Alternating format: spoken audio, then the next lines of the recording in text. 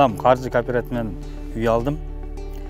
Мынакей өзүңөр көрүп тургандай өзүм каалаган үйдү алдым. Мен дагы башка элдерге да сунуштайт элем. Кыргызстан граждандарынын үйлөрү жок жүрүшкөн көбү. Ошо ислам каржы кооперативине жазылгыла, алгыла 6 айда, 3 айда, 5 айда аласыңар үй. Эң оңой, кутулушу да, жолу да жакшы. Биз мындай айтканда элдердин эмесин карап эметилгенде баардыгычы шартына жараша.